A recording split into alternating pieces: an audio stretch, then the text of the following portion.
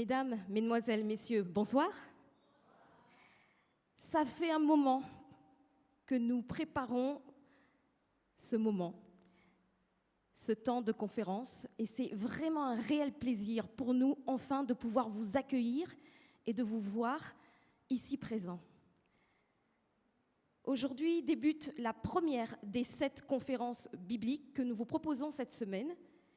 Et depuis Sainte-Rose jusqu'à la plaine Saint-Paul, ou Saint-Paul, ou voire même un peu plus loin, que vous veniez de près ou de loin, nous vous remercions d'honorer notre invitation par votre présence et nous vous souhaitons une cordiale bienvenue.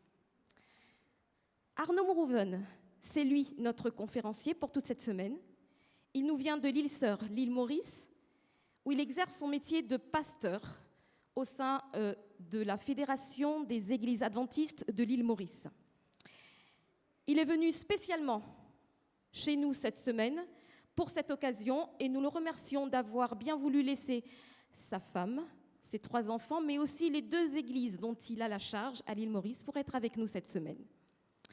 Avant d'aller plus loin dans le programme, nous avons l'habitude, nous adventistes du 7e jour, de commencer et de finir une rencontre, une réunion en invoquant, en réclamant la présence de Dieu par une prière. Alors si vous n'êtes pas habitué, il suffit juste d'écouter silencieusement et à la fin on a l'habitude de dire Amen. Et on vous invite à le faire ou à ne pas le faire. Sentez-vous à l'aise. Pour cette prière, j'invite le pasteur Jenna à me rejoindre. Donc, j'invite ceux qui le veulent, peuvent aussi à se lever. Nous allons prier. Dieu notre Père, nous t'appelons ainsi parce que Jésus nous a autorisés à le faire. Nous te remercions de nous avoir gardés pendant cette journée pour nous permettre de nous réunir ici. Certainement, tes anges nous ont accompagnés sur tous nos chemins de déplacement et nous voulons croire que tu présideras cette rencontre pendant cette soirée et nous t'en remercions. Ta parole, la Bible dit que le Saint-Esprit veille sur tous ces lieux où nous invoquons ton nom, où nous prêchons ta parole et ce soir nous voulons te dire merci de nous entourer de ta grâce. Que nos cœurs soient ouverts à la réflexion, à la compréhension et à des conclusions sereines, raisonnables, réalistes dans notre parcours, dans notre recherche, dans notre cheminement que nous appelons spirituel aussi, et que tout cela soit utile pour notre propre développement personnel, spirituel, moral, et que ton nom soit ainsi béni, au nom de Jésus. Amen. Veuillez vous asseoir.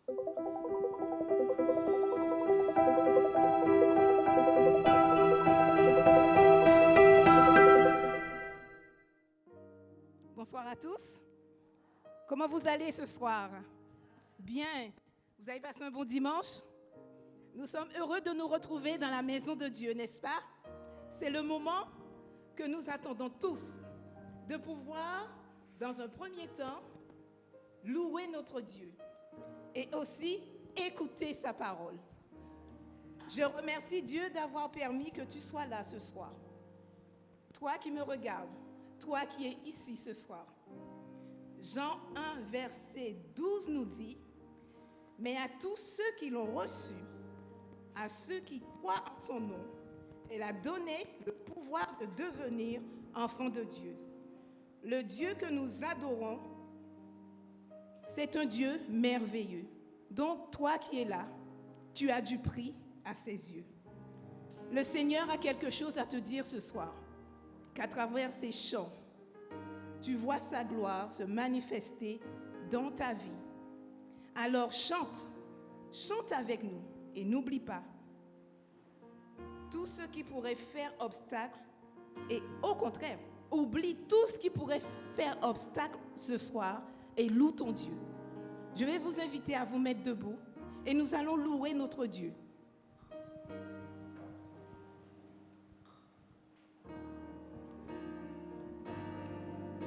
Il est exalté. Je vais vous entendre bien fort.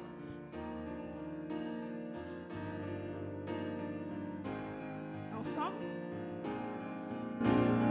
Il est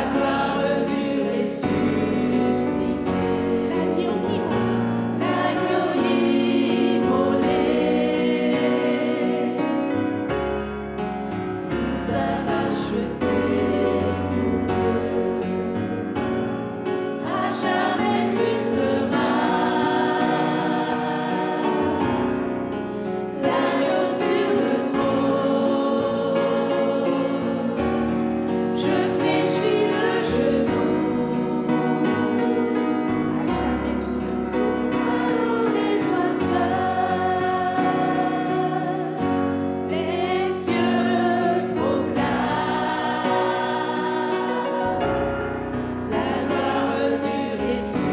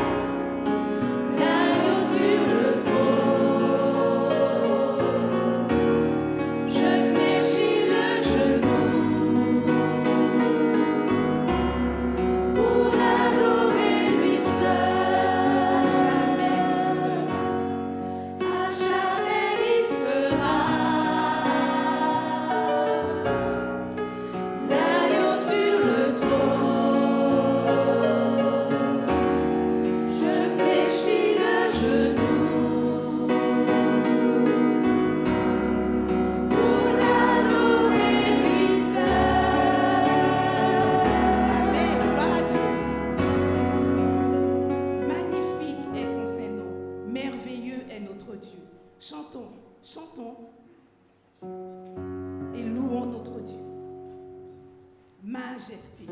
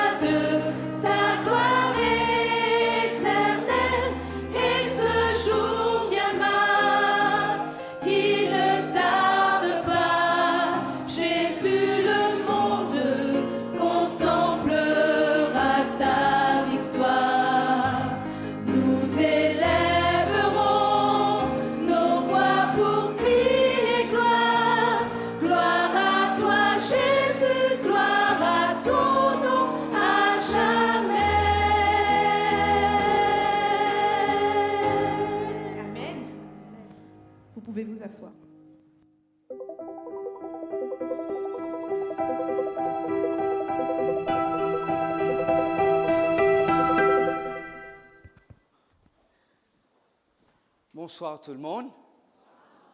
J'espère que par la grâce du Seigneur, vous vous portez très bien, à merveille. Merci à l'équipe pour ces moments de louange, pour ce moment de louange. Merci aussi pour le chantème qui nous rappelle de ce que Jésus revient bientôt. Si vous êtes ici ce soir, probablement quelqu'un vous a invité ou vous avez reçu une carte d'invitation dans votre boîte aux lettres ou quelqu'un vous a appelé ou maman ou papa vous a ramené ici pour qu'on puisse participer ensemble dans ce moment de prière. Nous embarquons dans ce voyage à partir de ce soir jusqu'à samedi matin.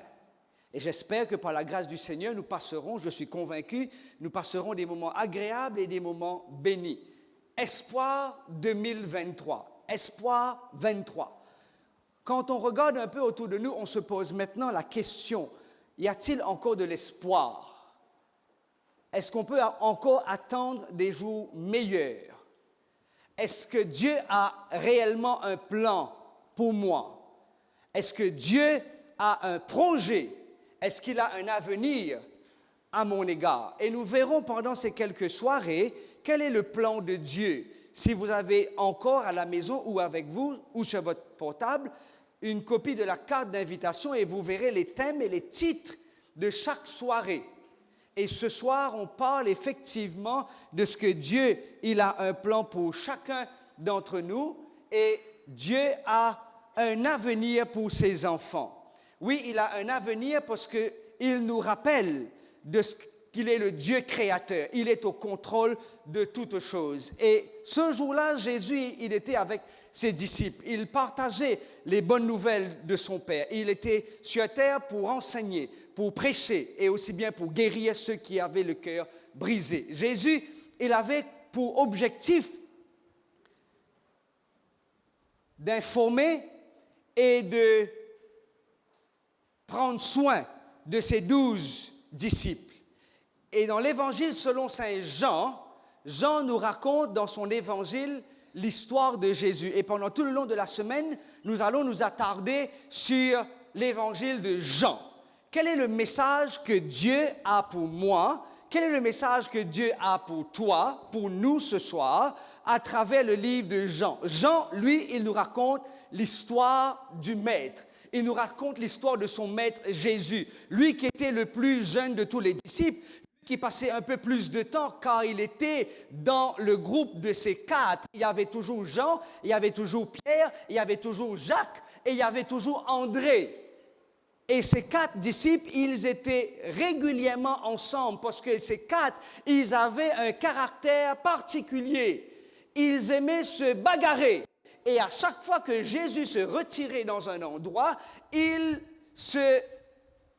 voulait se rassurer que ces 4 sont toujours présents à ses côtés. Et ici, c'est Jean le dernier, le plus jeune, le bien-aimé, comme la Bible le déclare. Le bien-aimé, il est avec Jésus et c'est lui maintenant qui nous raconte l'histoire de son Maître. Il nous raconte l'histoire de Jésus. Il nous raconte l'histoire de ce qu'il a vécu avec Jésus. L'objectif du livre de Jean. Quels sont les objectifs de ce livre? Est-ce que Dieu a un message particulier à nous adresser à travers l'évangile selon saint Jean? Les 4 évangiles, Matthieu, lui, il prêche pour les Juifs qui n'ont pas cru que Jésus est venu en tant que le Messie, en tant que le Sauveur du monde. L'évangéliste Marc, lui, il raconte les miracles. Il est très bref, il est très direct, il est très précis, il est très concis dans son approche. L'évangéliste, selon Luc, lui, le docteur, il donne des détails de par sa profession,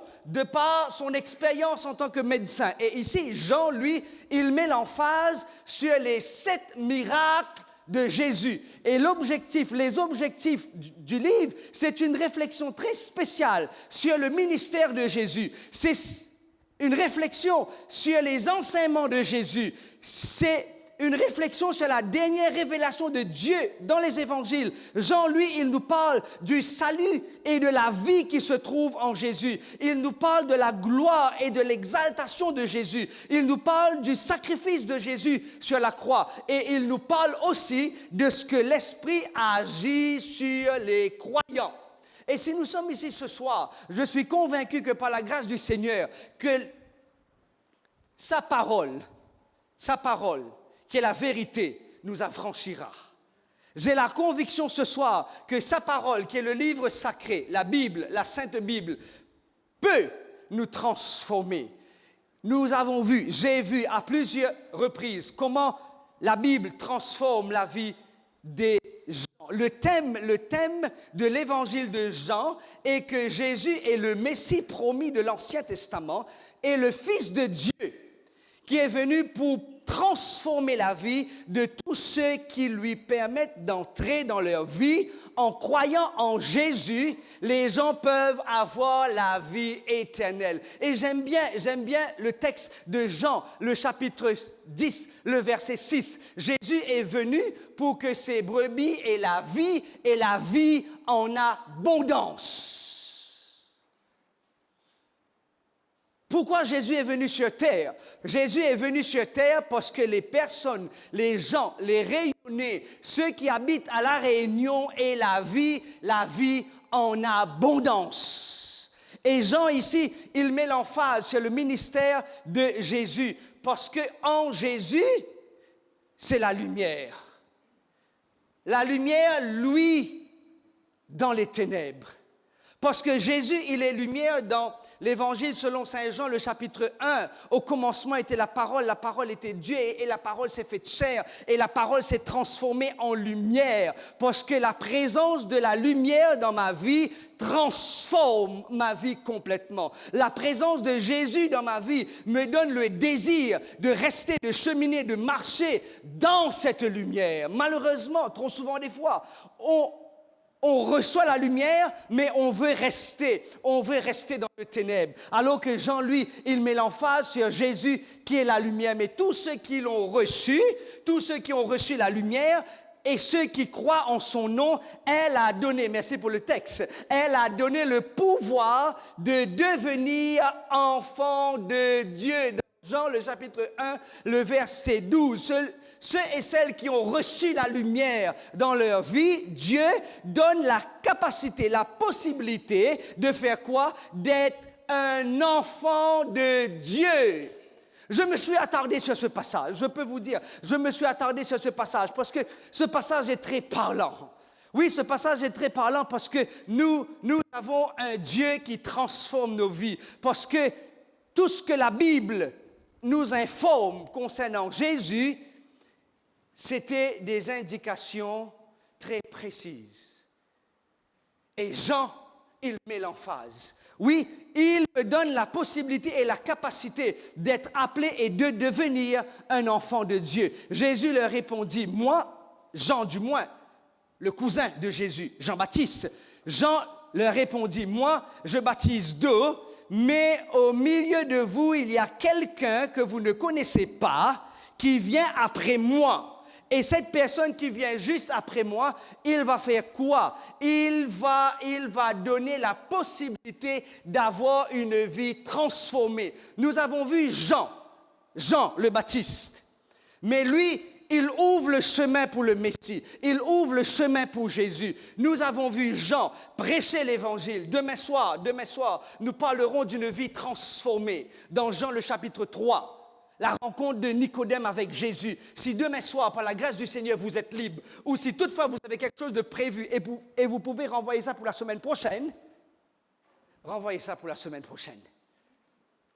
Venez demain soir.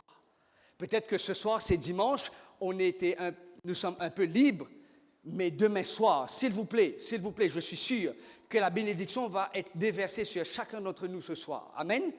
Et parce que Dieu nous a bénis et on va revenir demain soir, après-demain soir, parce que la bénédiction de Dieu est une bénédiction extraordinaire. Une vie longtemps en avance qui a été prédite, a été annoncée bien en avance. C'est la vie de mon Seigneur Jésus-Christ. Jésus-Christ, il est celui qui détermine le temps. Il n'y a pas aucun autre homme religieux qui peut déterminer le temps. Et je ne cite pas de nom. Mais c'est seulement Jésus, qu'on parle de Jésus qui était soit avant sa mort, soit après sa mort. C'est lui seul. C'est lui seul qui peut déterminer le temps. Si cette histoire s'est produite avant Jésus ou après Jésus. Jésus, lui, il marque le temps. C'est lui seul que son tombeau est vide actuellement. Les autres, malheureusement, ils sont encore à l'intérieur de leur tombeau. Mais Jésus, il est celui, mon frère, il marque le temps. La Bible annonce le lieu de sa naissance. La Bible nous informe comment il va naître. La Bible nous informe de sa trahison. La Bible nous informe comment il va mourir. Jésus, sa vie a été longtemps annoncée. Et nous verrons ensemble ce soir ce que Dieu nous réserve. Dans le livre de Michée, le chapitre 5, le verset 1, 500 ans avant la naissance de Jésus, 500 ans avant. Et si je vous pose la question, qui d'entre nous ce soir peut prédire que le pain que nous mangeons chaque matin, le pain dans 5 ans ou dans 10 ans peut me donner le prix exact du pain? Je viens d'entendre à la radio qu'en France, ils ont baissé le billet pour aller regarder un film au cinéma, juste pour inviter les Français de fréquenter les boîtes noires, comme ils les appellent. Est-ce qu'on peut prédire ce soir quel va être le prix du pain dans 10 ans? Ou le prix de l'essence dans 5 ans? On ne peut pas prévoir, n'est-ce pas mon frère Bernard? On peut peut-être dire à peu près, mais pour Jésus, ce n'était pas dans l'à peu près. Pour Jésus, c'était déjà prédit 500 ans avant. 500 ans avant. Le prophète Michée, il a prédit, Bethléem, de toi sortira pour moi celui qui dominera sur Israël. 500 ans avant. Pas 5 ans avant, pas 10 ans avant, pas 100 ans avant, mais 500 ans en avance. Michée, le prophète, avait déjà annoncé la venue de Jésus, où Jésus allait naître. Alors que Jésus, que son papa, Joseph, et sa maman Marie, ils étaient à Nazareth, ils ont dû voyager. Parce que dans Luc, le chapitre 2, il nous informe que César, à cette époque, avait lancé un décret, lancé un recensement pour que les gens puissent retourner à Bethléem pour s'inscrire. Et Joseph et Marie, ce jour-là, ont dû voyager pendant à peu près 153 kilomètres. À l'époque, ils allaient prendre des jours pour faire ce long trajet de 153 kilomètres. Et maintenant, vous pouvez faire ce trajet en moins de 2 heures. Et imaginez que 500 ans avant, Michée avait prédit que Jésus allait naître dans la ville de Bethléem. Et je me suis posé la question. Parce qu'on dit souvent, nous servons un Dieu qui est omnipotent. Il a la toute-puissance. Nous servons un Dieu omniscient. Il connaît ce qui va se passer demain. Et nous servons un Dieu omniprésent. Il est aujourd'hui, à l'instant, il est à Saint-Denis, et en même temps, il est à l'île Maurice. Alors qu'il est chez moi à la maison, à Pointe-aux-Sables, il peut être aussi aux États-Unis. Nous avons souvent dit que Dieu, il est le Dieu omnipotent, il est le Dieu omniprésent, il est le Dieu omniscient. Les attributs de Dieu. Et je vous pose la question ce soir, chers membres, chers invités, mon cher ami, comment est-ce possible que le Dieu omniscient n'a pas prévu de faire un booking pour son fils? Alors que 500 ans avant, Sarah, 500 ans avant, Michée avait déjà informé et annoncé et prédit que Jésus allait naître dans la ville de Bethléem. Un Dieu omniscient, un Dieu qui connaît tout bien en avance. Il a oublié, j'ai comme l'impression, de faire un booking, de mettre une réservation à l'hôtel pour son fils Jésus.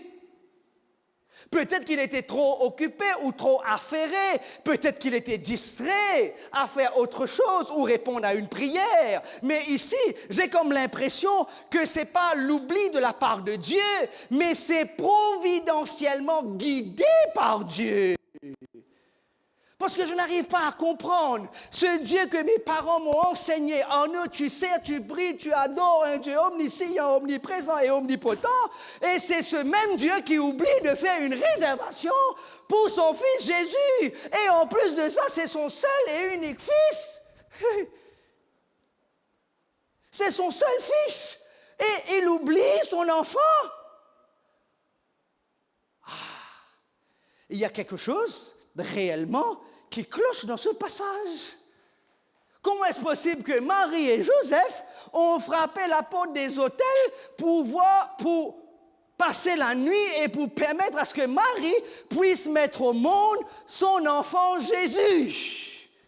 Je n'arrive pas à comprendre, sincèrement, mais en priant et en analysant le texte, je me suis dit, il y a quelque chose d'extraordinaire ici. Parce que dans Jean le chapitre 1, le verset 29, Jean le Baptiste, il dit, « Voici l'agneau de Dieu qui ôte le péché du monde. » Voici l'agneau de Dieu qui ôte le péché du monde. Comment est-ce possible? Expliquez-moi maintenant. Quand je raisonne avec la parole du Seigneur, des fois, au lieu de faire une campagne d'évangélisation, j'ai comme l'impression que je prêche. Je ne prêche pas seulement pour ceux qui sont ici ce soir, mais aussi bien pour ceux qui nous verront et qui vont écouter la parole du Seigneur en ligne. Que Dieu puisse t'éclairer, mon frère. Que Dieu puisse te guider, ma sœur. Que Dieu puisse te montrer le chemin à connaître Jésus. Et qu'à travers cette campagne, Espoir 23, que ton cœur soit sensibilisé à suivre Jésus. Et même si jamais sur terre, j'aurai l'occasion de te rencontrer, mais permets-moi de te rencontrer parce que je prie pour que toi et moi, nous puissions être au ciel avec Jésus. Amen. Ce n'est pas seulement pour ceux qui nous écoutent sur l'Internet, mais aussi pour vous, chers frères et sœurs, pour que nous puissions être avec Jésus très bientôt, car il revient très bientôt pour nous prendre. Et en étudiant la parole de Dieu, et ce texte me dit, voici l'agneau de Dieu qui ôte les péchés du monde. Constance, explique-moi maintenant, comment est-ce possible qu'un agneau va prendre naissance à l'autel, sur un grand lit, sur un tapis blanc? Je ne sais pas si c'est la pratique ici. Mon grand-père, il avait des cabris, des boucs et des canards et des poules. Et quand j'étais petit, c'était ma responsabilité de ramener les cabris à l'intérieur, dans la cour, chez mon grand-père.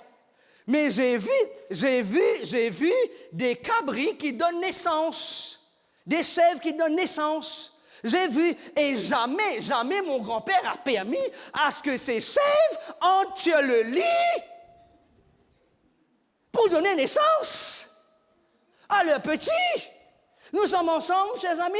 La parole de Dieu n'est pas seulement un livre à lire, mais la parole de Dieu est un livre inspiré qui me pousse à comprendre que quand Dieu, dans son plan, dans sa planification, il n'a pas oublié, c'est pas exprès au fait que tous les hôtels étaient déjà occupés par les personnes qui descendaient à Bethléem pour le recensement, parce que Dieu avait un plan, parce que son fils qui est l'agneau de Dieu ne peut pas prendre naissance ou naître à l'intérieur d'une chambre de 3 étoiles ou de 4 étoiles. Non, ce n'est pas possible. Même sur l'endroit et la manière que Jésus allait naître était déjà prévu par Dieu. Et ça me rappelle et me rassure qu'il est le Dieu omniscient, omnipotent et omniprésent. Pourquoi choisir maintenant Bethléem? Pourquoi choisir Bethléem? Car le texte nous dit dans Michée le chapitre 5,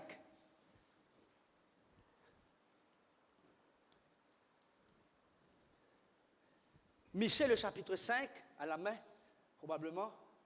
Voilà. Michée le chapitre 5 nous dit que Jésus allait prendre naissance à Bethléem. Pourquoi pas à Jérusalem, la ville riche? Pourquoi non pas à Nazareth? Il a grandi à Nazareth, car Bethléem, La signification de Bethléem veut dire house of bread, maison de pain. Et c'est ce même Jésus dans Jean le chapitre 6, le verset 35, Jésus se déclare, je suis le pain de vie. En d'autres mots, la naissance de Jésus a été casée, planifiée par son Père. Jésus, mon fils, qui est l'agneau de Dieu, doit prendre naissance dans une étable. Jésus, mon fils, l'agneau de Dieu, doit prendre naissance parmi les animaux. Jésus, mon fils, qui est le pain de vie, doit prendre naissance dans la ville des pains, la maison des pains. Jésus, il n'est pas seulement mon sauveur. Jésus n'est pas seulement mon Seigneur. Jésus, il est aussi le pain de vie. Et celui qui mange de ce pain et boit de cette eau n'aura jamais faim et n'aura jamais soif. En d'autres mots, mon ami, si tu as fait le déplacement, traverser une partie de l'île pour venir ici ce soir, Dieu me permet de te dire ce soir que il est ton Seigneur et ton Sauveur. Amen.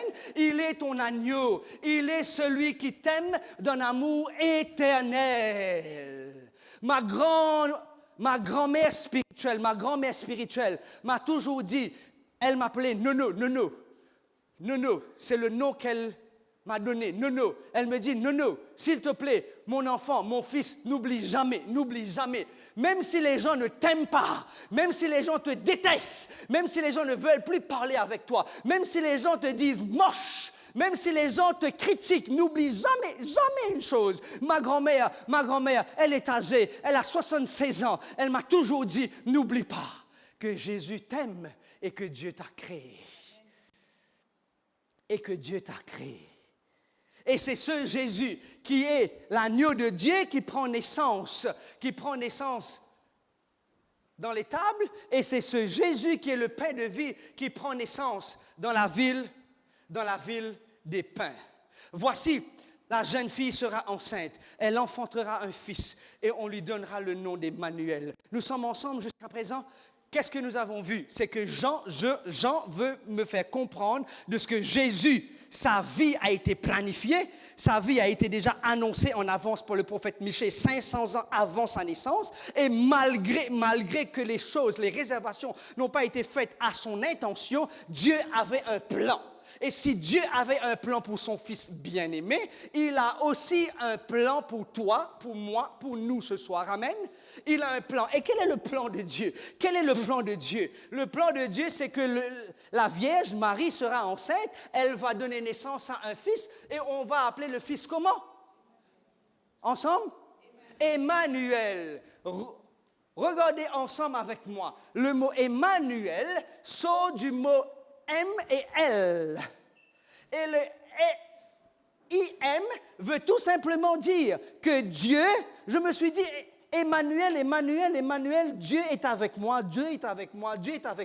Mais comment Dieu est avec moi? Comment il est avec moi?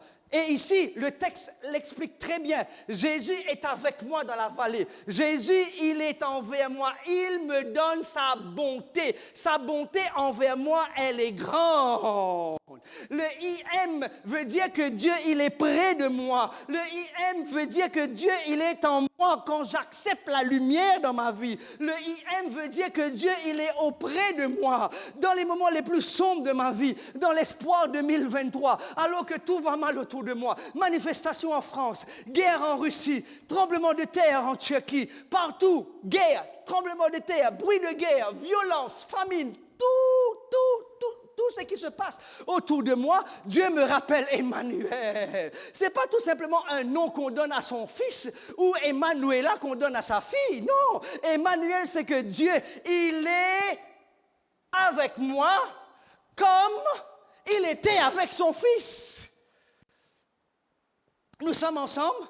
Le El maintenant qui se présente comme Dieu. Le El Shaddai. Le El Shaddai, il n'est pas seulement avec moi juste pour me tenir compagnie parce que je suis seul à la maison. Non, il est avec moi parce qu'il est le Dieu Tout-Puissant. Il me remplit de sa force, il me donne la possibilité d'aller de l'avant. Quand vous allez donner un nom à votre fils, Emmanuel, dites-vous bien, ce n'est pas tout simplement un nom ou un prénom qu'on donne à quelqu'un, c'est qu'on veut dire que Dieu, il est avec moi. Il est en moi, il est auprès de moi et il est avec moi comme il a été avec son fils 2000 ans de cela. Amen. Hey! Comme j'aurais voulu avoir un deuxième fils et l'appeler Emmanuel. Et ce Emmanuel, il n'est pas seulement celui qui se présente comme le Dieu créateur, mais ce Emmanuel, il est avec moi quand je souffre de mon cancer. Ce Emmanuel, il est avec moi quand je suis avancé en âge. Ce Emmanuel, il m'accompagne quand je pars à l'école. Ce Emmanuel, il est avec moi quand j'étudie la parole de Dieu. Ce Emmanuel, il me soutient quand je suis déboussolé et quand je suis triste. Ce Emmanuel, il me montre le chemin quand je ne sais plus quelle direction prendre. Ce Emmanuel, il n'est pas seulement qui se présente comme Emmanuel. Ah, je suis Emmanuel. Non, non, non, non. Il est Emmanuel parce qu'il est avec moi quand je souffre. Il est Emmanuel quand je suis avancé en âge. Il est Emmanuel quand je veux abandonner la drogue. Il est celui qui peut me donner la force de dire non à la drogue. Il est Emmanuel quand j'ai perdu quelqu'un le plus cher, le plus proche de moi. Maman, papa, frère, soeur, époux, épouse, enfant. Il est Emmanuel. Il est Emmanuel parce que Emmanuel, il me donne la consolation nécessaire pour aller de l'avant. Il est Emmanuel parce que je ne sais plus comment sortir du chemin où mes parents m'ont placé. Et parce que j'ai grandi, j'ai fait des choix. Et ces choix, je sens et je reconnais. Mes amis, je comprends les jeunes. Je comprends les jeunes. Pas parce que je suis jeune, loin de là. Parce que j'étais jeune. Et c'est quelque chose que je demande au Seigneur de m'aider à ne jamais oublier que j'étais jeune. Quelques années de cela.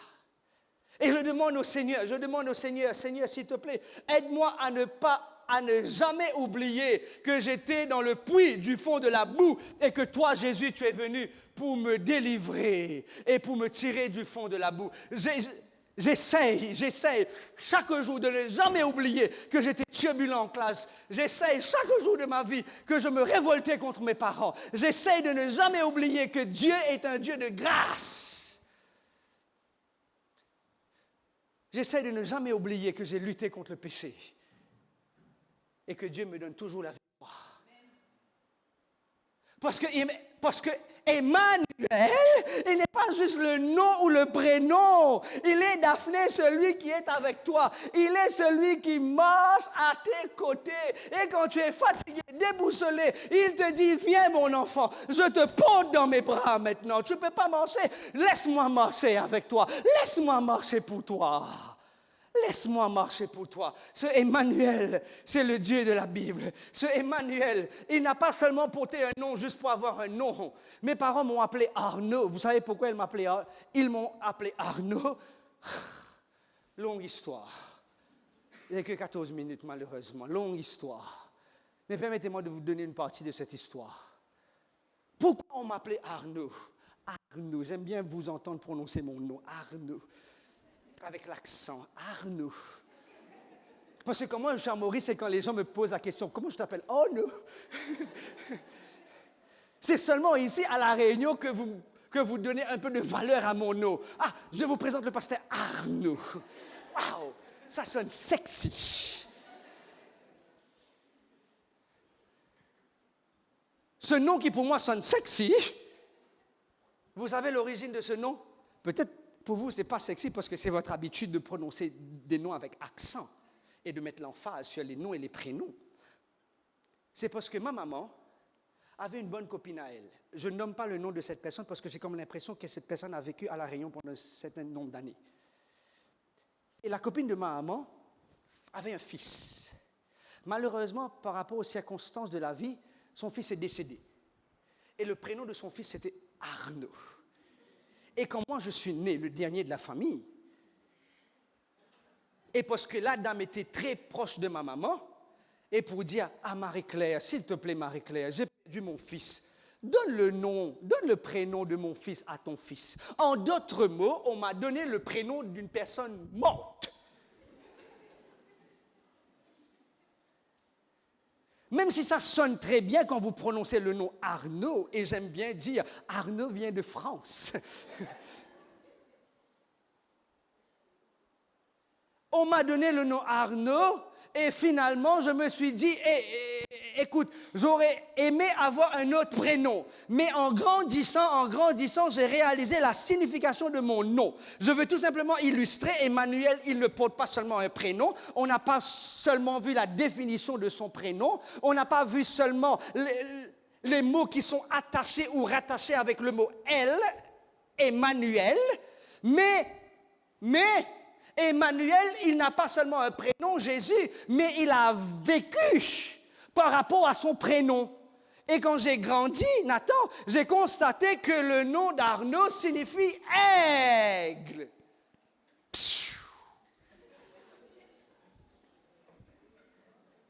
Aigle. Et finalement, j'ai dit merci à la copine de ma maman, de ce que les deux ont décidé de m'appeler aigle. Et je réalise, ce n'est pas pour me flatter, loin de là. Non, c'est loin de ma pensée. C'est parce que je porte ce prénom et que ce prénom est relié à un oiseau. Dieu, en d'autres mots, des fois, il me donne la force de cet oiseau qui transperce les nuages les plus sombres pour voler sur les nuages les plus sombres et pour être tout près de celui qui a le contrôle de tout. Emmanuel, il n'avait pas seulement un prénom, non. Et la vie de Jésus révèle son identité. Et parce qu'il était Emmanuel, c'était celui qui était avec les faibles, c'était celui qui était avec les pauvres. Et le texte dit si bien dans Ésaïe, le chapitre 61, le verset 1 et 2, l'Éternel a oint Emmanuel pour porter une bonne nouvelle à qui? Aux malheureux. Pour guérir à qui? Ceux qui ont le cœur brisé. Pour proclamer aux captifs la liberté. Et aux prisonniers la délivrance, pour publier une année de grâce de l'Éternel, pour consoler tous les affligés. C'est pour cela que Dieu a permis à ce qu'on l'appelle son fils Emmanuel, parce qu'il devrait porter son nom. Ma sœur, la maman de Constance, quand vous êtes triste, Emmanuel est là pour vous consoler. Jennifer. Quand tout va mal au bureau, quand tout va mal au travail, quand tout va mal à la maison, quand tout se passe mal dans la santé, on est parti voir le médecin. Emmanuel est là, on se sent déchiré par les circonstances, mon frère. Mais Jésus, il est là non pas seulement pour raccommoder, il est là pour me donner un cœur nouveau. Amen, mon frère Samuel. Amen. Emmanuel, il porte son nom parce qu'Emmanuel est venu pour libérer. Emmanuel est venu pour consoler. Emmanuel est venu pour guérir. Emmanuel est venu pour pardonner. Ce soir, ne te sens pas mal, ne te sens pas abandonné de la société. Si les autres veulent t'abandonner, rappelle-toi, Psaume 27, le verset 10, même si ton père ou ta mère t'abandonne, mais sache que l'Éternel te recueillera. Le mot abandonner ici ne veut pas dire prendre son enfant, mettre dans un panier et poser devant la porte de quelqu'un d'autre. Non, Emmanuel, abandonner veut aussi dire, si dans les circonstances de la vie, tu as perdu ton papa ou ta maman, et maintenant tu te vois orphelin de père et de mère, sache qu'Emmanuel, il sera ton frère. Et son papa sera aussi ton papa. Même si tu ne connais pas ton papa, parce que selon les autres, tu es venu par accident. Emmanuel est là pour cheminer avec toi. Amen. Hey. Ouf. Je me calme parce qu'il n'y a pas d'excitation de l'autre côté là-bas. Emmanuel, il est celui qui est venu pour guérir. Oui, il avait en lui le pouvoir, la capacité de guérir. Il a fait des miracles. Et nous allons voir quelques-uns de ces miracles pendant cette semaine. Dans l'Évangile selon Saint Jean, il a fait 7 miracles.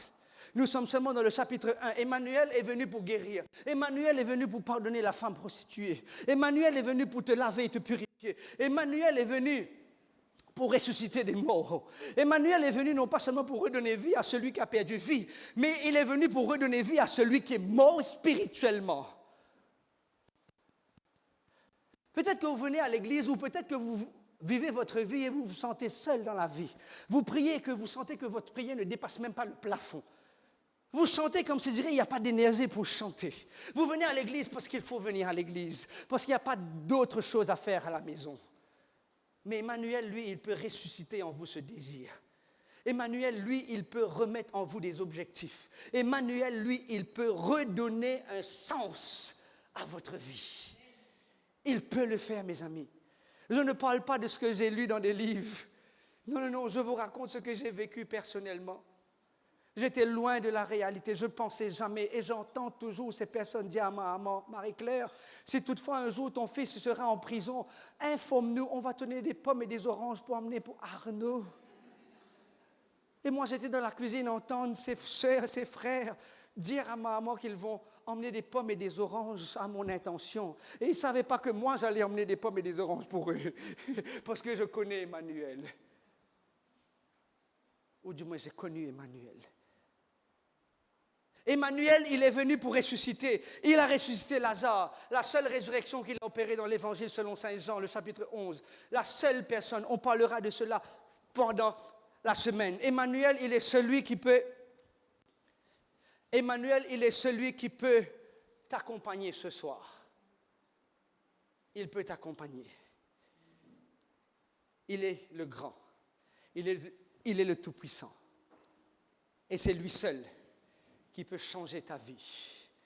L'Évangile selon Saint Jean, le chapitre 1, me rappelle de ce que Emmanuel est parmi nous. Jésus est là. Les choses se passent mal pour toi? Abandonne-toi de celui qui a la force et le courage de te soutenir. Tu es perdu dans ta spiritualité? Emmanuel peut te redonner vie. Tu as des conflits dans ta relation avec ton copain ou ta copine? Laisse Emmanuel prendre le contrôle de cette relation. Tu as des problèmes avec tes examens à l'école? Tu dois venir à l'église et samedi alors qu'on te propose de rester à la maison, de venir à l'école pour participer aux examens? Laisse Emmanuel prendre le contrôle. Je l'ai vu. Il est toujours à l'œuvre. Hier, aujourd'hui, demain. Il restera le même. Et ce chant me rappelle, j'ai donné tout pour toi parce que je suis ton Emmanuel. Oui, j'ai donné ma vie pour toi. J'ai versé mon sang pour toi. Ton âme, Satan était prêt pour la dévorer. Mais par mon bras puissant, je suis venu. J'ai sacrifié ma vie pour toi. Est-ce que tu veux saisir l'occasion ce soir de t'abandonner à Emmanuel? Si ce soir tu es là pour la première soirée et que probablement tu as des obligations pendant la semaine, et peut-être que je vais te revoir samedi matin ou plus jamais, parce que je vais partir, tu auras ta vie et j'aurai ma vie. Mais ce soir, et j'aime bien l'expression tonight is the night. Ce soir, c'est le moment de dire Jésus, je te donne tout. Écoutons ce chant encore de tout notre cœur et participons aux paroles de ce chant de notre cœur, et alors que notre frère Mike va nous connecter avec Emmanuel.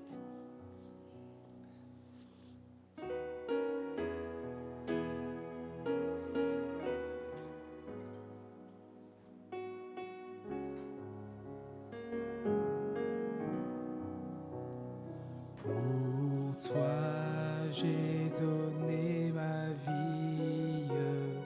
Pour toi, j'ai versé mon sang. Ton âme à Satan ravie, échappe à son bras puissant. L'amour qui se sacrifie, là tu saisis par la foi. Pour toi j'ai donné ma vie, pécheur qu'as-tu fait pour moi? Pour toi j'ai quitté mon Père, mon trône dans les hauts cieux, le séjour de la lumière, les alléluia joyeux. Pauvre isolé sur la terre, moi le grand et puissant roi. Pour toi j'ai quitté mon Père, toi qu'as-tu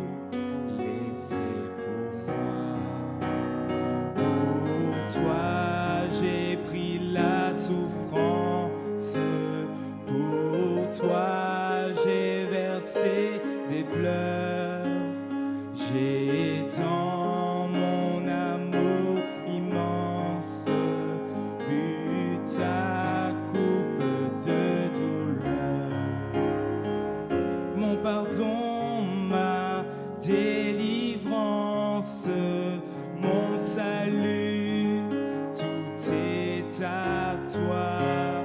Pour toi j'ai pris la souffrance.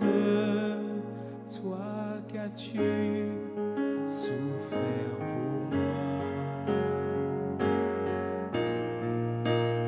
Veux-tu me donner ta vie? Veux-tu me donner ton cœur? Renoncer à ta folie et du mal être vainqueur. Ton âme heureuse et bénie vivra d'amour et de foi. Veux-tu me donner ta vie? Pécheur, je suis mort pour toi. Veux-tu me donner ta vie? Pécheur, je suis mort pour toi.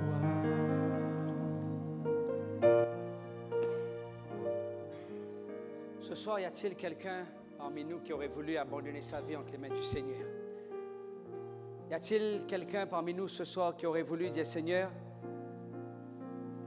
j'ai rien fait au fait à la croix, mais ce soir tu m'interpelles à m'abandonner en réserve à toi. Mon avenir, je n'ai pas de contrôle, mais toi tu es Emmanuel, tu as le contrôle. Mon plan n'est pas ton plan. J'ai fait des projets, mais toi tu as un projet de paix et un avenir, un projet de grâce.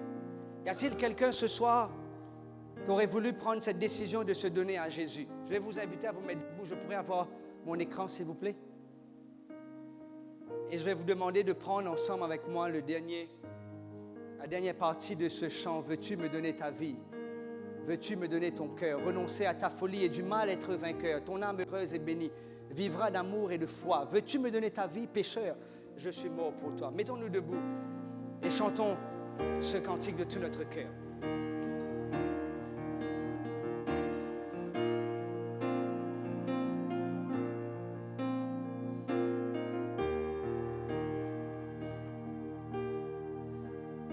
Veux-tu me donner ta vie? Veux-tu me donner ton cœur? Renoncer à ta folie et du mal être vainqueur. Ton âme heureuse et bénie vivra d'amour et de foi. Veux-tu me donner ta vie? Veux-tu me donner ta vie? Pécheur, je suis mort pour toi. Y a-t-il quelqu'un ce soir qui aurait voulu donner sa vie à Jésus? Je peux voir les mains. Amen, amen, amen. Rendons grâce au Seigneur ce soir. Gardons les mains en haut et nous allons prier. Père Céleste, merci de ce que nous voulons nous abandonner à toi ce soir. Nous abandonner totalement et sans réserve à toi. Nos plans, nos projets, notre avenir. Nous voulons abandonner notre épouse et notre époux entre tes mains. Le copain et la copine. Ma maison, ma carrière entre tes mains. Jésus, tu es l'alpha et l'oméga, le commencement et la fin, le premier et le dernier. Je suis aussi parmi ceux qui veulent aussi s'abandonner sans réserve à toi, Jésus. Toi, l'agneau de Dieu, ôte ma vie du péché et permets que je puisse marcher avec toi sur le chemin de l'éternité.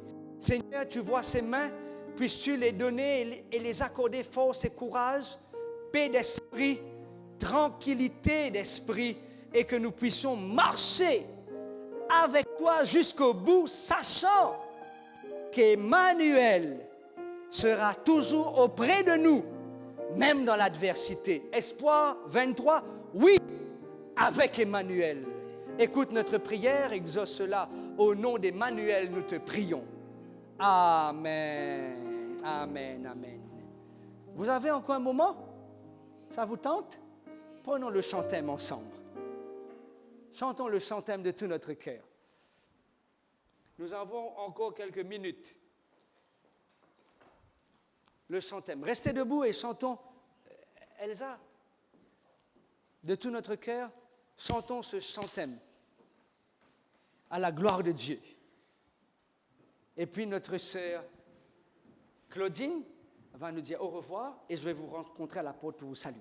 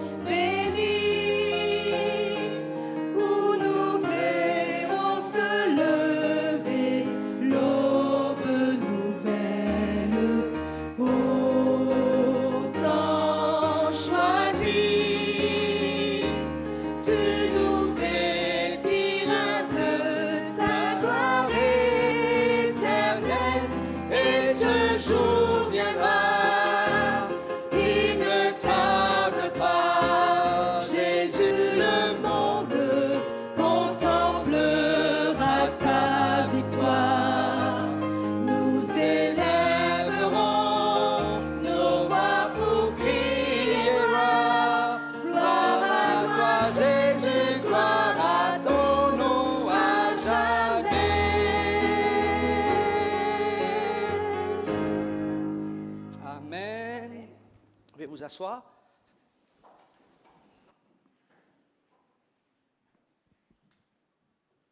Alors, comme vous l'avez deviné, notre moment de fin est arrivé. Alors, j'espère que vous avez passé un moment agréable. Nous vous remercions en tout cas d'être restés jusqu'au bout.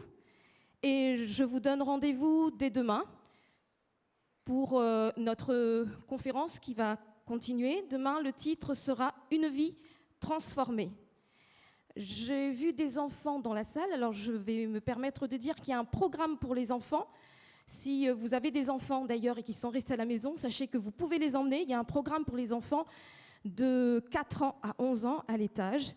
Maintenant, j'invite les enfants qui étaient là ce soir à rester avec les grands si le message les a touchés et qu'ils ont tout à fait le choix de choisir d'être avec les enfants ou d'être avec les grands.